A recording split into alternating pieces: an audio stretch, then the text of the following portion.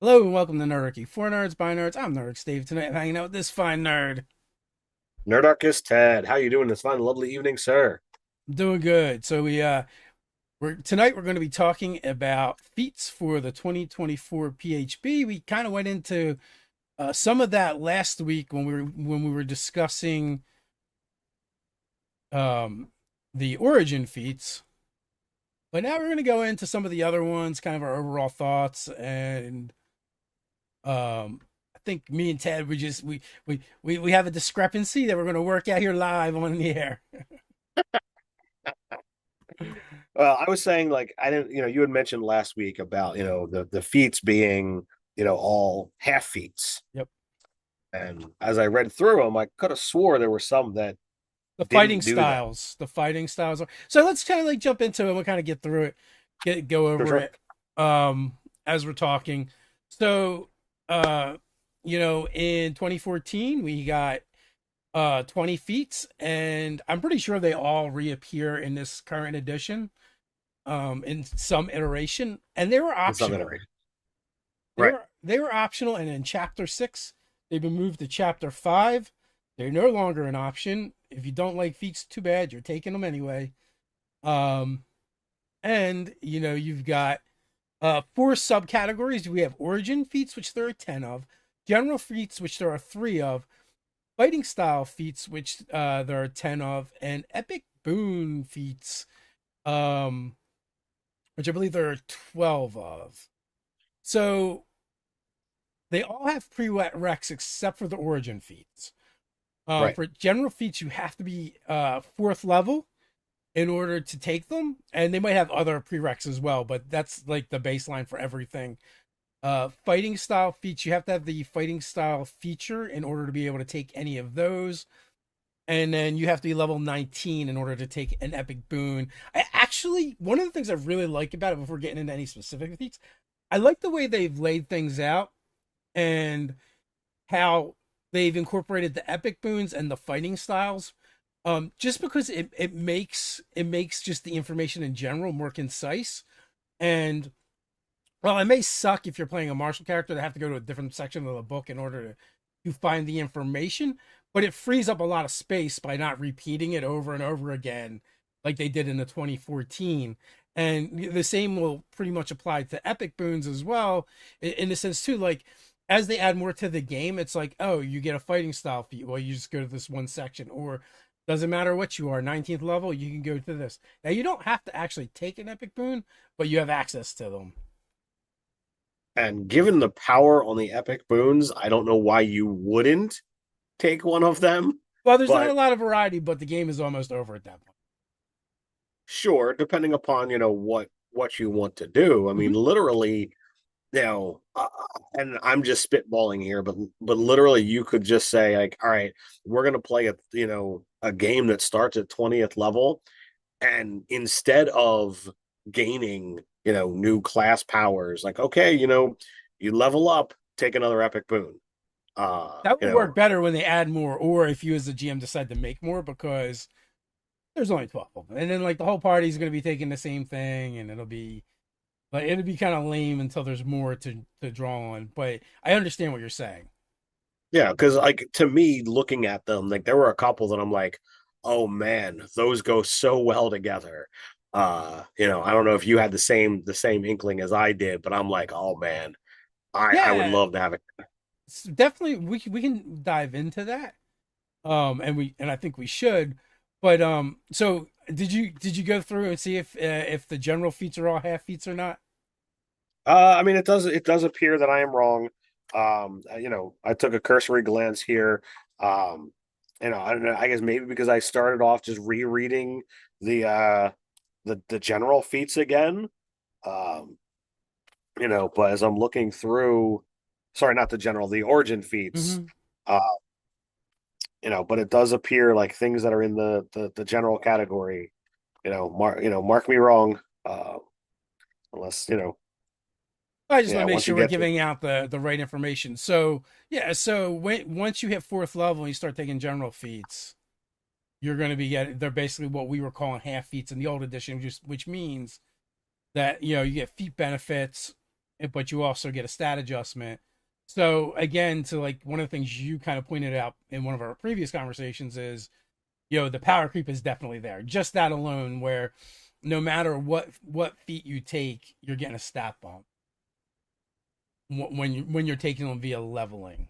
So you're But it makes them a lot more enticing.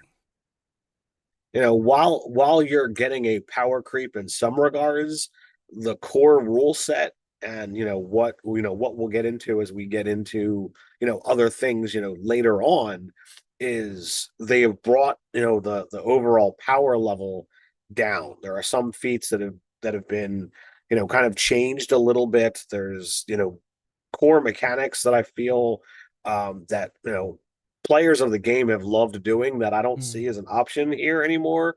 There's stuff that is like from the time that we've seen this in Unearthed Arcana, you know, you're not rolling pools of critical dice anymore. Like you are just rolling weapon damage Mm. extra, and anything else you might have, that's it. And as we've looked at some race features and some other things, very little is adding to critical, dice pool.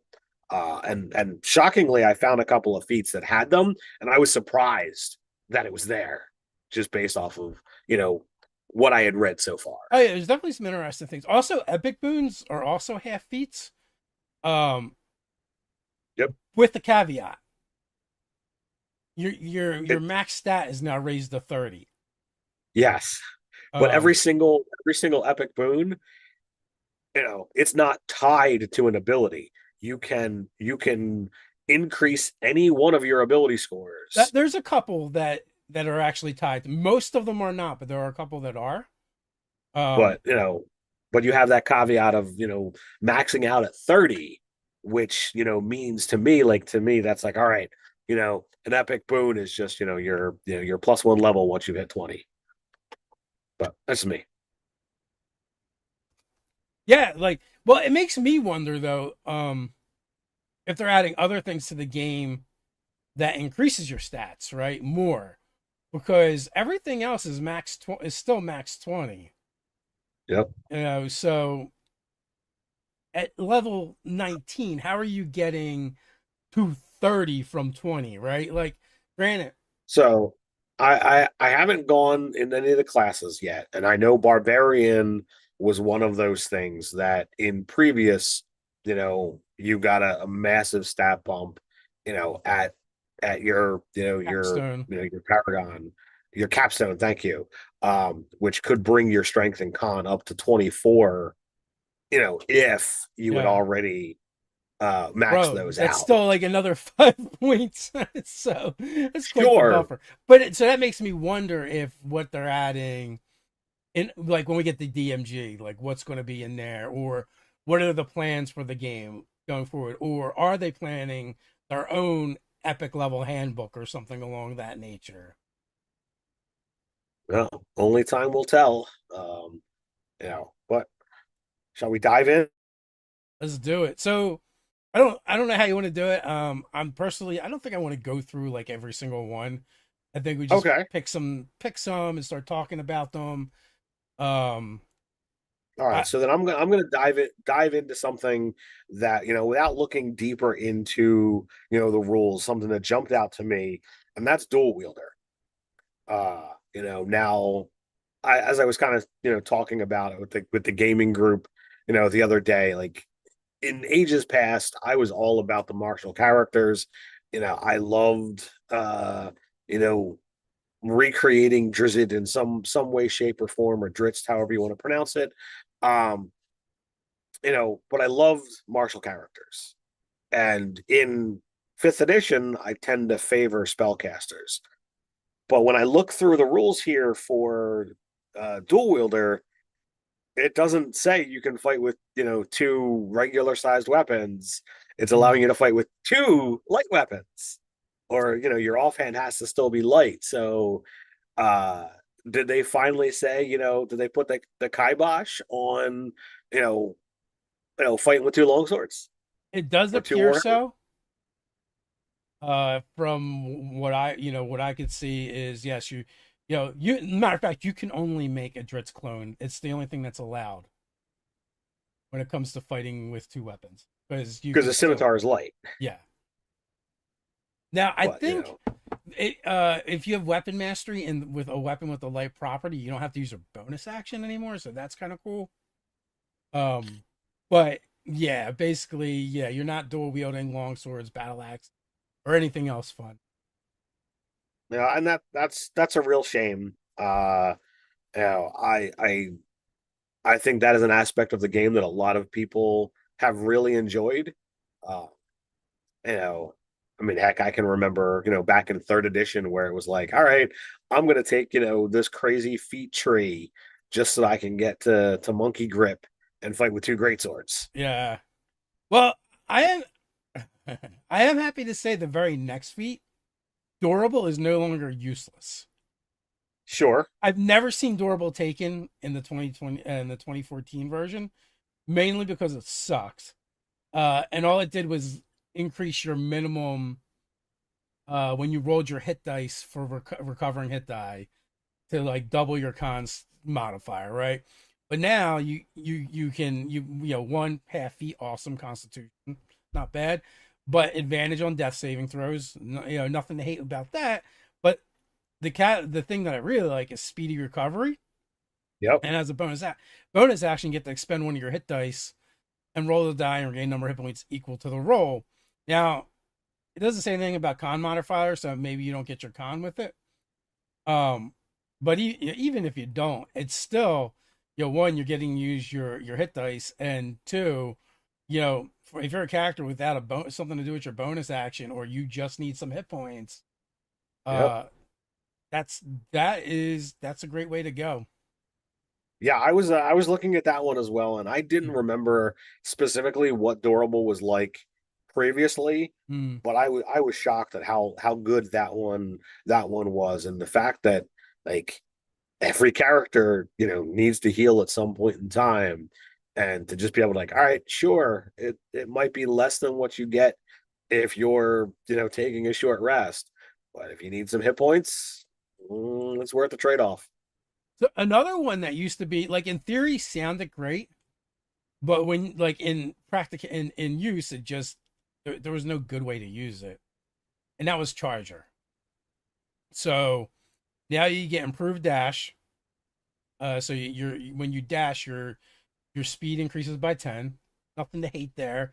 But also, if you move more than 10 feet in a straight line toward a target immediately before hitting it with a melee attack, roll as part of the attack action, choose the following effects: gain a D8 bonus damage roll, or push the target 10 feet away. As long as it's not more than one size larger than you, you can use it once per turn. But Charger in um the previous edition was like if you used it, you couldn't really use any of your, like, you couldn't use extra attack feature.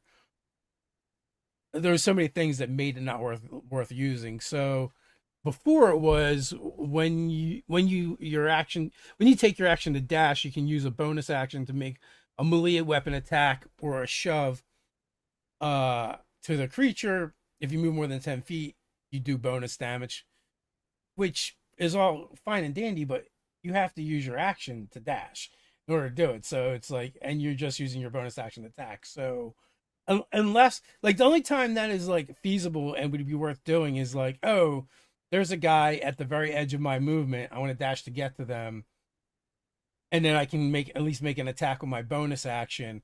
But it's so niche, like for a feat, Right. it's not worth it. Correct. Where now it's like, So, oh, it's a cool idea and it can work all the time almost. so what are your thoughts on Heavy Armor Master? Heavy armor master. Um, I think it got a slight improve. Yeah, so didn't it used to be before, like, you got resistance to bludgeoning, slashing, and piercing damage from non-magical weapons? Well, it was 3 points.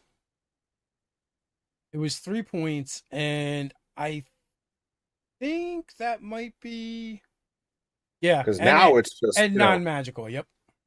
no, yeah. So now it doesn't matter if it's magical, and it's up to your proficiency bonus. Yeah. So So as that goes up, to me, I was like, yeah, this is going to be a good one. To constantly be shirking off that damage throughout fights. Um, and then once like I think that's going to be, if you're deciding you want to play a barbarian wearing heavy armor, that could be interesting. Or barbarians can't wear heavy armor. I don't know. barbarians Anyway, can't wear heavy armor. all right. Oh, that anyway. I still think it's a fabulous ability for fighters. Um, just to be able to like imagine if you're just taking that number off of every single attack that's coming in. It's like you've got so many more hit points than you had before. So I definitely think that one's going to see a lot more use. So I think grappler got a little bit better. When you punch or grab when you hit with a creature with an armed strike as part of the attack action on your turn, you can use both the damage and the grapple action. You can use this benefit once per turn, so you get the free grapple. Before I don't know if it was a bonus action or if I'm thinking of Tavern Brawler. Um, but you have advantage on attack rolls against the creature you're grappled, and you don't spend extra movement to move a creature grappled by you. The creature is one size smaller than you, so or your size or one smaller, so you can move them around easier. Before you could grapple again and pin them and make them restrained, but you were also restrained, which means your Right. advantage to hit them goes away. Because it would be disadvantage, but you have advantage, so we just go to a regular attack. And you also had the penalty, so I Right. think this is a little better implementation. I would agree.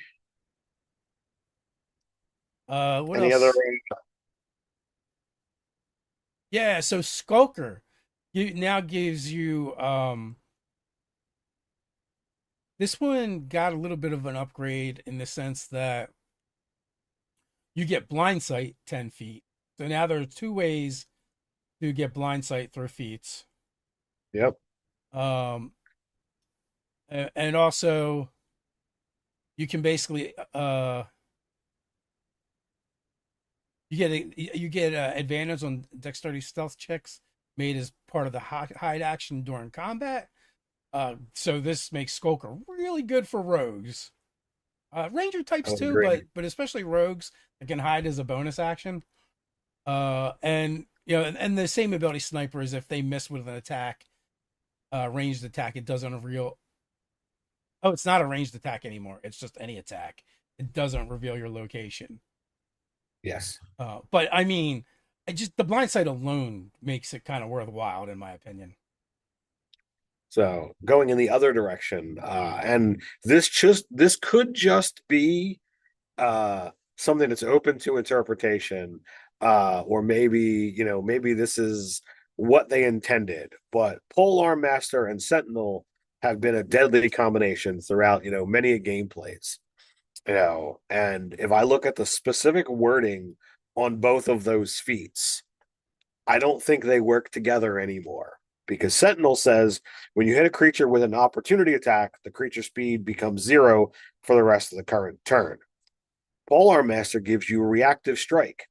While you're holding a quarterstaff spear or a weapon that has the heavy or reach properties, you can take a reaction to make one melee attack against a creature that enters the reach you have with that weapon. It no longer says opportunity attack. And since that has been removed, I think the Sentinel caveat goes away. Yeah, that was definitely by design. So, I'm pretty sure there's going to be some upset folks who love that combination. But you know, as I see these things, I gotta talk about them. Also, observant used to be one that was taken a lot in order to create a character with that like insanely high um Passive perception. passive perception, which that's not the case anymore. So it's going to give you Yep. either a proficiency or expertise. You can do quick search as a bonus action. And also like I feel like sometimes observant and what's the other one that kind of went hand in hand? The other mental observant and Alert, no keen mind. keen mind. That's what I'm thinking of. That kind of went the same route too, where it just gives you proficiency or expertise, which is cool. But I wanted to ask you what you thought of this one because quick study, we just do this in our games anyway as a free action. A lot of Uh, times, like, so study is an action, which I think it's kind of cool that they define things in order to make it easier. But sure. in our games, if someone's like, hey, what do I know about this? Right. Um, our DMs, me, Ted, and the other people we play with, I've never seen any of them go, well, what kind of action are you going to do to figure this out? If it's just information, like, I definitely feel like we would just be like, oh, give me a check. And let's see if what you know So, about this. so when you look at the term quick study, so we definitely, like, if you're going to interact Mm-hmm. or like search a thing, yeah, that's going to use your action. But when you do the phrase of what do I know, that's not, let me ponder about this. It's the gut reaction. Yeah, Now, so it's not useless in our games. I will say that, but I think because of the way we play and the way it describes the study action, right. it'll be less useful. But there's definitely times in our games where we go, where like stuff are going on, and maybe there's an intricate runes carved into the floor, and that's definitely a case where a player goes, "Hey, can I Arcana that?" I'm like, "Yeah, but you'd have to study that and take some time." If you had keen mind in this instance, I would definitely go with a bonus action. You're so perceptive when it comes to this kind of stuff. You kind of like it's kind of like the Batman game when detective mode happens. You know, So, you know, another another thing that I noticed, is another thing that I greatly enjoyed about fifth edition, and that was ritual casting. And ritual casting is definitely worded very differently than what it said before. So it's a half feat, intelligence, wisdom, or charisma.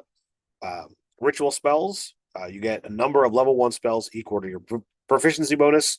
You always have them prepared. You can cast them without any spell slots.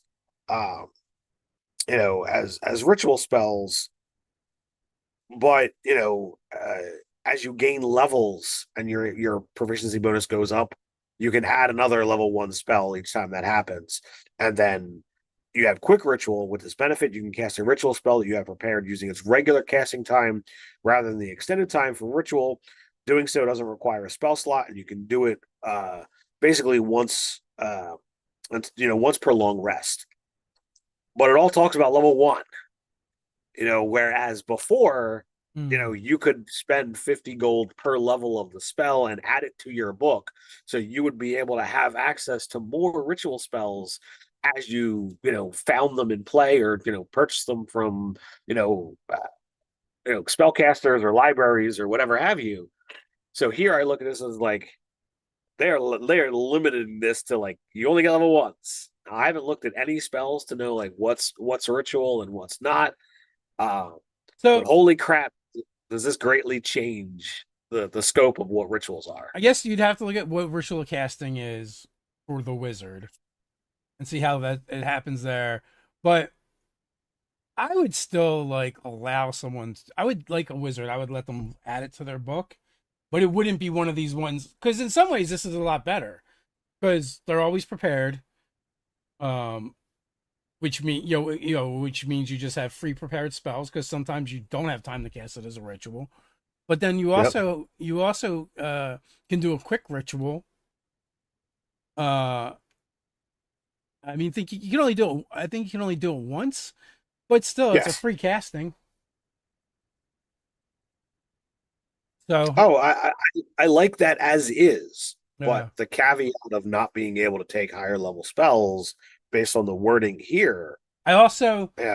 I also believe errata came out the very first day the book dropped.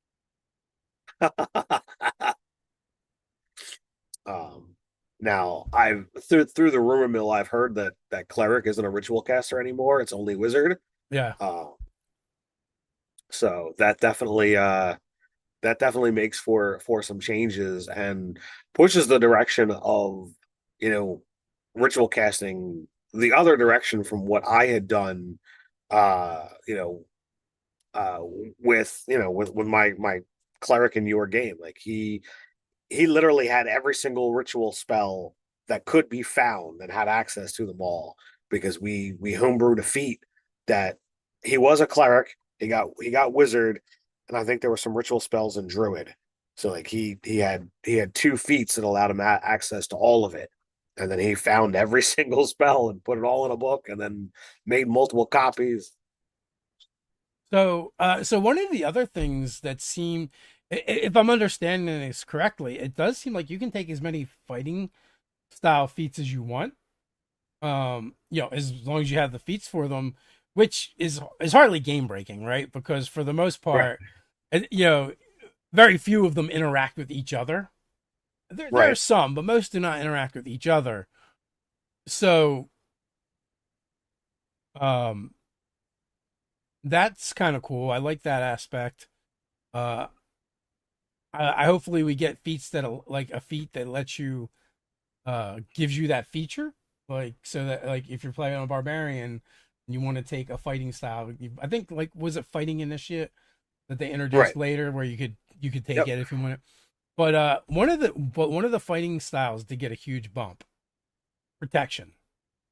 When a creature Yes. you see can see attacks a target other than you that's within 5 feet of you, you can use a reaction to interpose the shield. If you're holding one, you impose disadvantage on the triggering attack roll and all other attack rolls against the target until the start of your next turn if you remain within 5 feet of the target. So yeah, you can just grant one of your allies protection from all attacks until your next turn.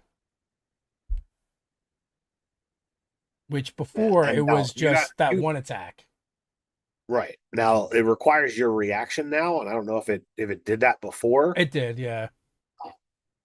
but it's definitely disadvantage on all attack rolls coming in until the start of your next turn. Like that's amazing.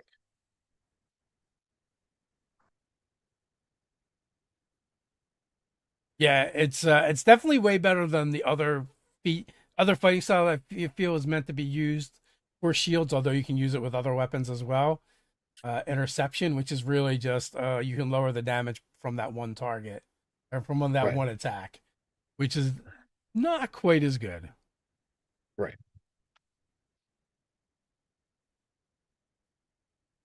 So you want to get into epic boons and the ridiculousness here? Yeah, I have a couple of those written down. Uh, uh, Combat prowess for one is like just every round. If you miss with an attack, no, you didn't. It's like you just hit. You're like, So nah, I hit. yeah, that one I rolled that actually hit. And let's face it, you're 19th level. Even though things have uber high armor classes, at that point your also attack is uber high. So like you're probably not missing that often to begin with. And I feel like armor classes for the monsters doesn't really keep stay on pace with the attack bonus. For the most Sure. part. Sure. Uh, You know, so like so they're kicking it off with so a really with a really good one. so if you really break it down, okay, you've maxed out your stats. It's plus 5. Your proficiency bonus is plus 6. So now you're up to plus 11. Now, if you're top tier and your DM has been kind, you have a plus 3 weapon. So that's a plus 14 to hit.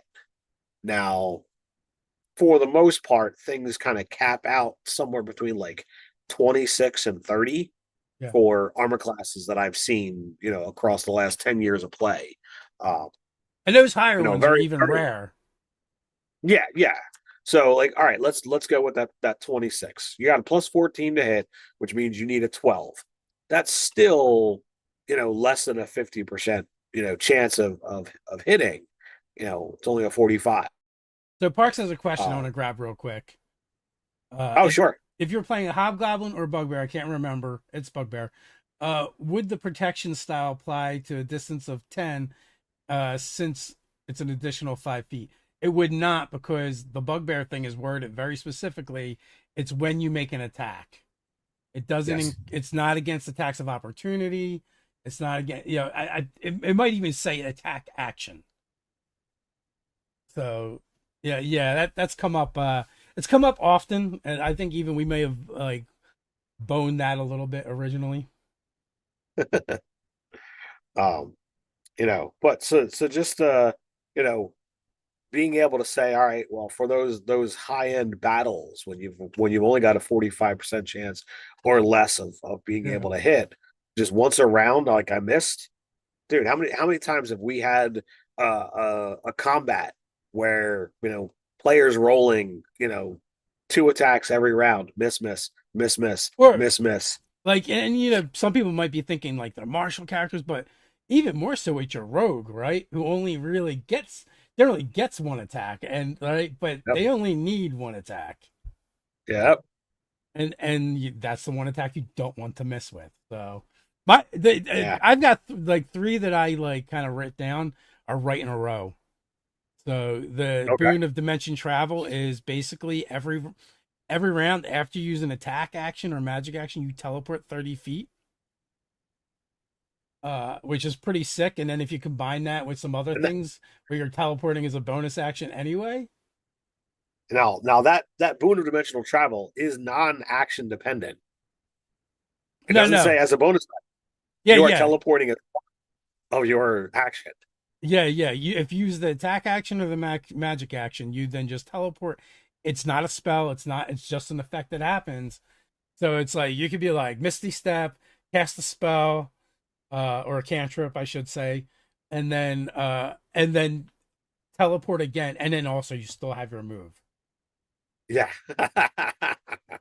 So I thought that was pretty sick. I did go and check Barbarian, and the Wild Heart is basically the totem, and it still Okay. has that ability where when you rage, you have resistance to all damage. Oh, well, you have resistance to all damage except for there's a couple of them. Well, Boon of Energy Resistance will cover you with those other two, with two more of them to increase it. But not only that, you can also, if you get hit by those energy types, you can then redirect them back at, or redirect them. And it's not even back at, just at someone within Right. 60 feet of you, which is kind of cool. Like, I mean, it would be cool for anybody, but I think it's super cool that the barbarian raging is just angry and is just like bats away your lightning bolt or whatever.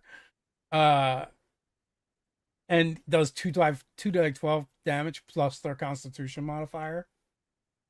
Yeah. That is a nice one. Um, so the ones that I was kind of looking at, um, so Boon of Fortitude, I'm familiar with because I actually got a lesser version of this in your current game.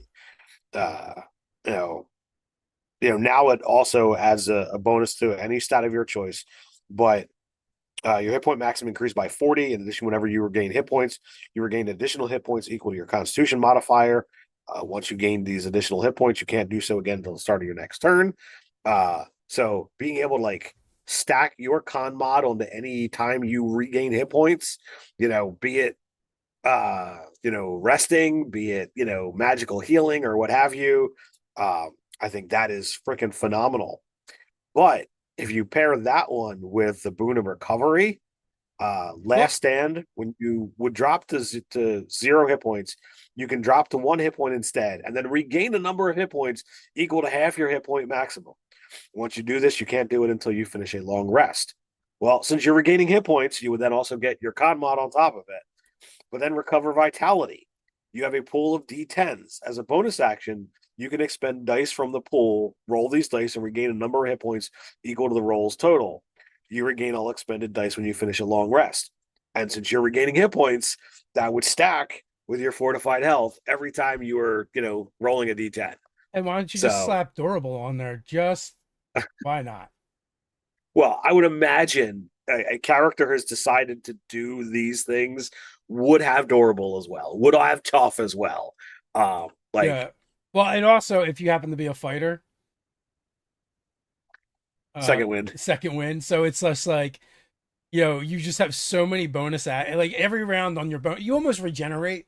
Like, let's say you do regenerate. D&D fights, even epic ones, don't go that many rounds, even if they take a long time to execute the fight itself, right?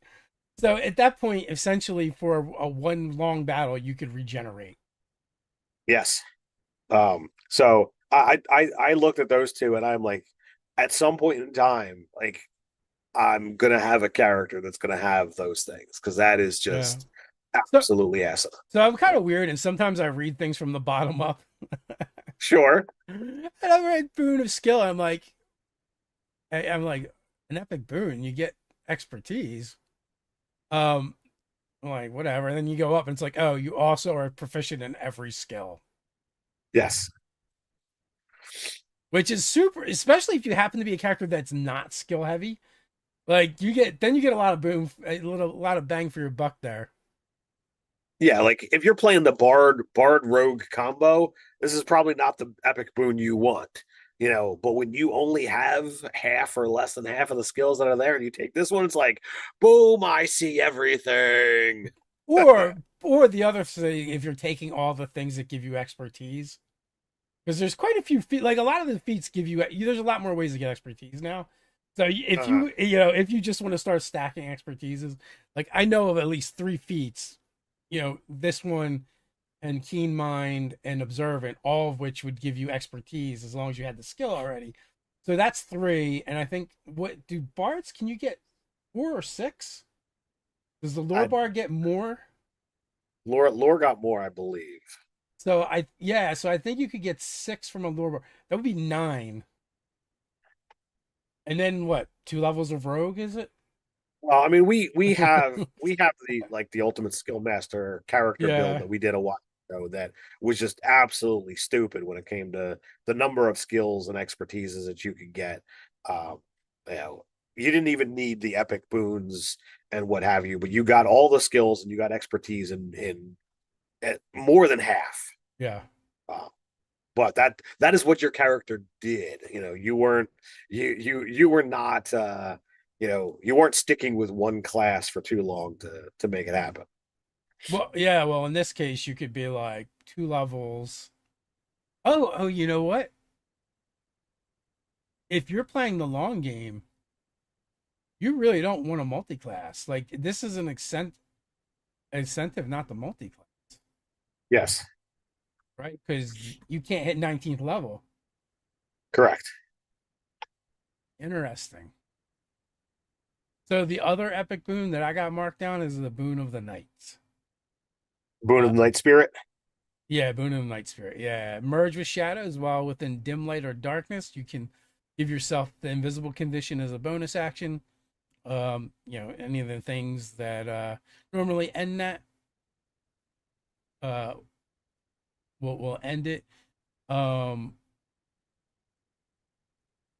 So so you could while reading that one, did any characters spring out to mind to you? any characters? I don't know. Well, shatter. So the other ability is shadowy form. Well, same thing. Dim light or darkness. You have resistance to all damage except for psychic and radiant. Uh, Another case for energy resistance. Here. Um. What character do Yeah, you think? What were you I thinking? read that and I'm like, oh, that's Galason all the way. Oh yeah, yeah. Well, yeah. So I mean, the warlock that goes into the darkness is pretty Uh-huh. is pretty common. Um, and it would give you other avenues, you know, um, to use it, like basically, but also like as long as there's darkness or dim light, right? Which is most dungeons you can find that. Uh-huh. At night you can find that. But yeah, like if you have the caster that can drop darkness on the battlefield, boom, there, and then you can, but yeah, I was definitely thinking of those warlock builds. Sure. But the shadow sorcerer is useful as well. Well, yeah, they get the similar benefits. So, um, So all in all, there's definitely some fun things that are here. There's definitely some nice combinations of things that go hand in hand and work well. And you know, I can see that. All right, while some things have definitely been diminished or taken away or like literally like not an option anymore. Uh, you know, there's other things that is like, all right, well, for everything they took away, there's something else that's like, all right, well, this is fun. I could do this or I could do that. yeah, and I think some of the things they took away were kind of a bit much anyway. Like alert was super powerful. Is super powerful. It's like those character, so they did it in a way that makes it useful, makes the feat still useful but not as good. Same with Lucky. So alert actually, um, you know, you eventually are going to surpass the bonus that you got previously because eventually it's going to go up to 6. Uh, as opposed to just the flat +5. And the initiative swap, whatever, that's no big deal. They diminished you can't be surprised, which for good or for ill, that's there. There's definitely times that we've seen. Okay, well, all right. This part of the party's not surprised, so you'll get to act this round. This part of the party is surprised, so you got to wait all of this turn before you have a chance to go, which makes a headache for both the players, that are out of it, as well as the DM who's got to finagle some things. Um, but it also takes the DM out of sometimes you just want to drop that ambush. You want to have that surprise encounter. And literally an ability that you can get at first level is like, nope, I'm not surprised. That can be frustrating. Yeah, yeah. So I mean, I guess I don't worry about that as much, but I think the bonus is more in line for one. But like the whole package of that feat itself was really strong when you combine all Sure. the things, and so now it's kind of brought back more in line with other feats. So I would Parks agree. wants to know our thoughts on if an illusionist makes an area look like it's filled with shadow. Would that boob work? Oops, damn, autocorrect. Boon. So I would say no because the area, like the trigger, is the area being dim light or darkness. If you create an illusion of dim light or darkness, it's not really dim light or darkness. Just those people perceiving it think it Correct. is. Yeah, And it's one of those things that lots of rules lawyers will love to play and argue over with, and you and know and I say that as a GM that is very generous with illusion spells, sure. because unfortunately that school of magic is kind of bullshit in D&D, and it's only kind of decent if your DM allows it to be decent. But if your DM's like, oh, they always don't believe, or always just gives them a saving throw immediately, instead of, for me, like until they interact with the illusion, they don't have a chance of knowing it's not real within reason. And within reason can be very broad in a world full of magic.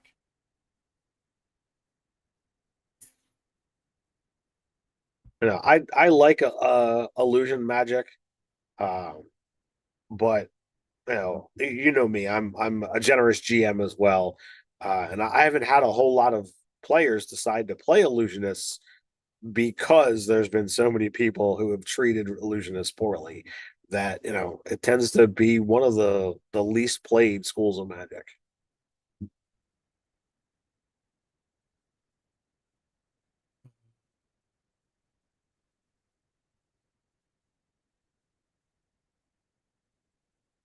So another one, I still wouldn't take it, but it did get better, and a lot of people would argue this was a good feat previously, but they're wrong.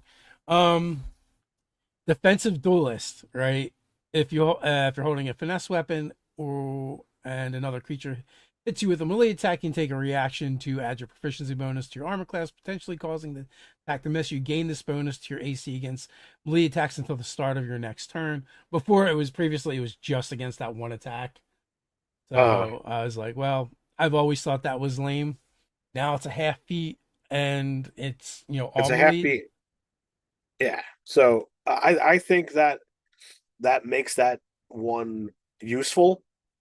Um, so like I enjoyed reading that one. I'm like, darn, this is a really good feat. So I don't know how other people looked at it, but I definitely gave it the thumbs up. So trying to think if there's any others that kind of like stand out. Yeah, most of them are they're close enough to the other version where I'm like, kind of whatever. Although I will Sure. say our group is still deciding what we're doing with the new rules, what we're incorporating, what we're not. I We mean, have really, I don't think we've come to any kind of consensus yet. I mean the one group that met, this past weekend, it's like for now we're definitely sticking with, what is referred to as the legacy rules. Um, just mid campaign, it's not always the great thing to do. I'm actually putting together a one shot for some coworkers, and I'm like, oh well, now that I have access to the new book, like I guess I should try to talk to them to find out, like, some people have never played before, some people have played very little, and some people have been playing extensively. So it's like, you know, I don't know what access, people are going to want to have. So should we just stick with the legacy stuff? So I need to kind of have to have a conversation, because if they want to go into the new stuff, I, better best start studying, especially if I'm going to help people make characters if they've never made characters. So, I mean, I have seen this complaint where people are saying that they don't have access um to like the previous stuff because of the new stuff coming out, which isn't the Uh-huh. case because you have both books. Now, I will say I don't know. Um, okay, so I'm going through the character creation process now to see um how it looks, right? And you have core rules, but then beneath that you have legacy rules. So when you build your character, it looks like you could build with um all all the original stuff. Uh yeah, all the legacy stuff and basically build your character like you would have before. You know, There's a toggle to show whether you want legacy content shown or not. So I've seen people kind of do a freak out, even people that I know personally, and I'm like, I don't think that's actually accurate.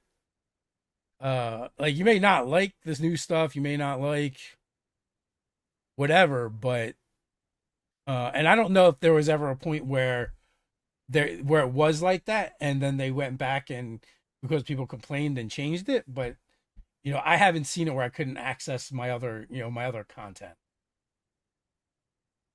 yeah, it's always been there for me. I mean, sure, it's a little bit of an annoyance to be like, all right, well, everything I'm doing or legacy, so like that's a subsection within my characters or within my rule books and what have you. But it's like, well, that's currently where we're dealing, so I don't mind an extra click to just you know keep dealing with the things that is the rule set I'm familiar with.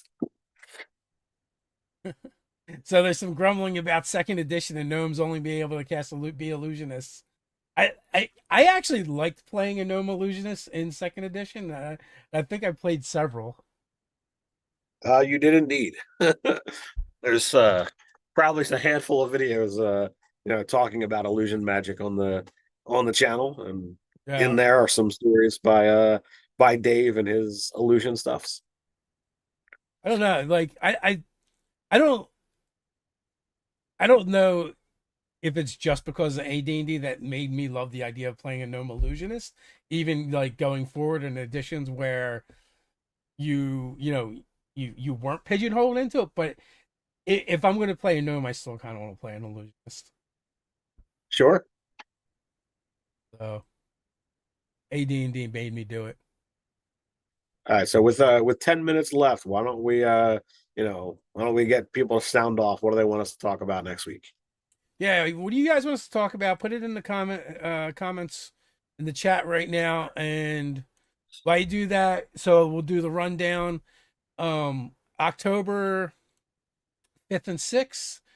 We got Worm Brew coming up, and Sobel's Obscure Brewery in Jeannette, PA, which is, I think it's like by Pittsburgh. There's a link in the description for you to check that out. Then we've got PAX Unplugged coming up, which it's kind of our local con. So me and Ted will be there roaming around. Ted's usually really easy to find because he's wearing Nerdarchy armor essentially. And So sometimes I wear the armor. I got a new costume to wear this year, so I might be sporting that instead. We'll see, depending upon yeah, weather and inclinations and what have you. But bro, you need like a leather top hat with the Nerdarchy end. oh, But that's maybe one emblazoned on the front and one on the top. So if you tip your hat, uh, that could be an amusing situation to look into. we But also in January, January 16th through the 19th, we got Philadelphia Area Gaming Expo page 2. So again, the links are in the description, so you can check those out. Except for PAX Unplugged, just PAX Unplugged. You can look that up. I'm not even positive what the dates are for that. yeah, I don't have the dates off the top of my head. Oh, PAX Unplugged is awesome. It is my favorite con because it is basically right in my backyard. Um, so I always look forward to that one. Paige, Dave, and I are special guests along with a huge cadre of other people.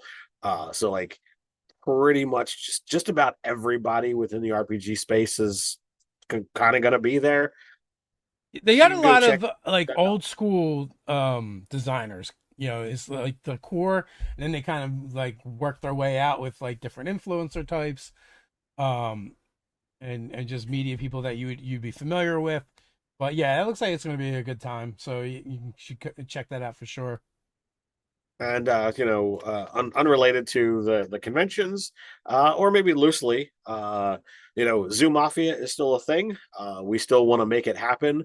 So if you're going to run into us at a con and you can put together a party of 3 or more, Dave or I is probably more than happy to run a game of Zoo Mafia. Uh, I know we want to get more playtesters out there. We want to get more people to realize how awesome this is, and I get more people watching that Kickstarter page so that when we do launch, we can have a nice solid start of 24 hours, and really make it happen this time because we really want this book to be out there. We got a lot planned with with Zoo Mafia as well as the core mechanics behind it. There's more games that we want to do.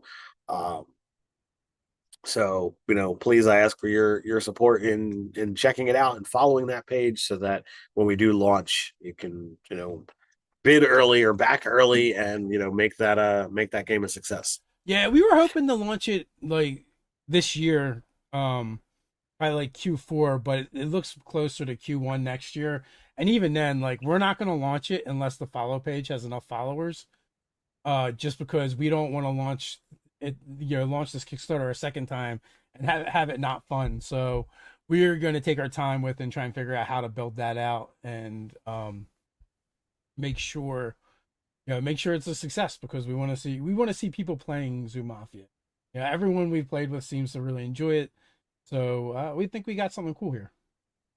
So speaking of Zoo Mafia, I'll continue on. No details as of yet, but one of my players from D&D in a castle is from a channel called Hit Points Not Required. and we are now in talks for me to run a one shot over there on their channel at some point in time in the future. We might be having a preliminary or session zero or whatever you want to call it. It could just be a hey, let's hang out and talk about what the hell this game is, and then we'll do a session zero later. But I think that's happening on Wednesday. Details still up in the air. And then once Dave's Mutant Mayhem Ball League game is over, I'm going to be running a Zoo Mafia game. And each time we've run the game, we've done some things a little bit different. And this one, too, is going to be different than the games that we've run previously. And I'm just going to, leave that little tease as is. I And will say, well, though, the intent was to make this a chapter in the book anyway. So right. while it's different than what you've seen from Zoo Mafia in the past, it is not different than what we intend or planned. Correct. Correct. But putting that out there as a little bit of teaser to hopefully maybe spark some interest and some conversation and what have you. So So I think what do our voting look like? it looks like no one cares. Oh So God, if they don't give us something, I think we're going to talk about equipment and weapons next week. So we can talk about because the weapon mastery system is one of the newer things. yes, And we can kind of go through that and talk about that next week. I think like if we can include nothing else in our games, we'll probably include the weapon master. I would agree. Just because having more options in for your characters in combat that aren't just like I hit it and that's it. Sounds like something we might be into. And also so I think maybe the next time I run my 5e D&D game, maybe that's one of the things I'll implement, which a bunch of my players have so many multi-classes of probably going to be a nightmare to figure out. Well, that is that is the challenge. But at least your casters are non-fightery and single class characters, so that's something. That will make it easy for sure. Um so I Oh, mean with that, like I don't really think we covered everything on the feats without like going through and reading them all, which would have been sure. Which we laborious don't and really need boring. to do. Right. And for the most, I kind of feel like it's mostly a wash from what it was. Like like the feats that they improved to me makes up for the nerfing, and even the feats that they nerfed were still really good. So Yes. I can't complain about it. The addition of epic boons, moving out of the DMG basically into the player's handbook, and out of the purview of the GM really um, is kind of cool. Especially, I hope it means that they have something planned later, um, and are going to do something with epic levels, right? Because it's granted you're whatever epic boon you get, you've got it for 2 levels as long as you do multi-class. If Right. you're playing the level 20, and also like you only would ever have the ability to have one. Unless you do Right. something like Ted said, where it's like, adding epic levels where you get a boon, afterwards, which I think that was kind of how the DMG handles it for 2014. Right. With that, we got a couple minutes left. If anybody has any quick questions they want to throw out here, feel free to do so, or we're going to start wrapping things up. Yeah. I would totally run, like if we were to decide we were going to do an epic level game, like that's exactly how I would do it. Be like, all right, you know, you gain your level, and you know you could just take a feat. I'll give you the extra hit dice based off of whatever you took to level 20, and you get the feat on top of it. Yeah, I feel like you'd have to make. I would if I was doing it, I would want to make a couple more epic boons, or Sure. just look in the DMG and be like, all right, how many are actually in here? Um, in order to see like can you kind of because these are mostly on scale with what was in there. Right. Let's see. Other rewards, epic boons. Yeah, there are more than 12 here, so you could definitely pick up some extra ones. Um oh, you know what? This this is so I'm looking at a sidebar. Like, I don't think this is in the DMG, but Okay. alternatives to epic boons is increase the stat by 2 or 2 by 1, and oh, and it is kind of listing it as a new feat. Basically ability score improvement, but being removing the cap. Right. Okay. Plus there are definitely more than 12 epic boons here. So yeah, that would work between that and doing that. You could definitely make it, and that would make enough variety. Now I don't know. You'd probably have to look and be like, are any of these too good? But I don't. Probably not. I mean, like, um,